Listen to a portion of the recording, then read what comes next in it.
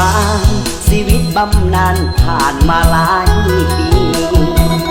สู้ด้วยชีวิตทุกนาทีบ่มีอ่อนแห้ง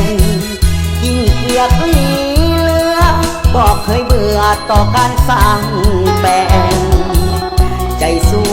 เข้มแข็งทุกเศร้าแรงซื่อสัตย์มั่นคง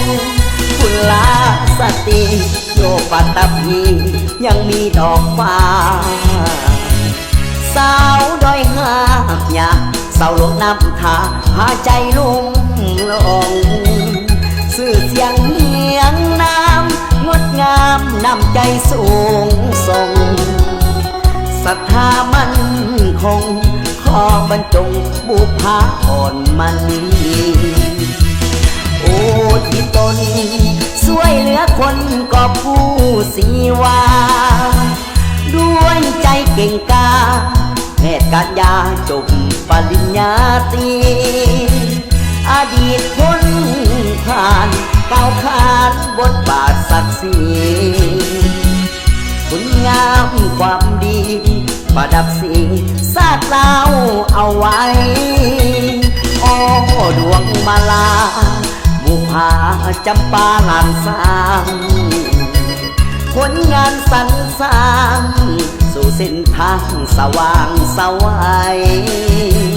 เป็นน้ำแต่งเพลงบรรเลงกล่อมควันแห่งใจกดแซ่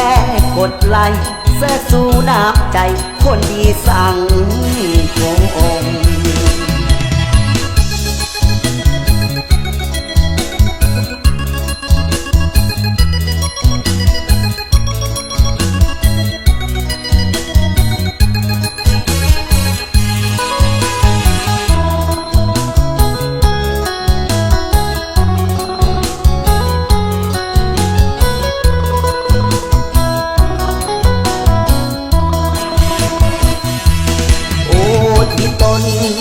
ช่วยเหลือคนก็ผู้สีวาด้วยใจเก่งกาแพทย์การยาจบปริญญาตรีอดีตคนผ่านก้าวขานบทบาทศักดิ์ศรีคุณงามความดีประดับสีศาสตร์เล่าเอาไว้โอ้ดวงมาลาบุพาจำปาลานสร้างผลงานสรรสร้างสู่เส้นทางสว่างสวัยเป็นน้ำแต่งเพลงบรรเลงกล่อมควันแห่งใจกดแซ่กดไลค์เสื้อสู่น้ำใจคนดีสั่งคง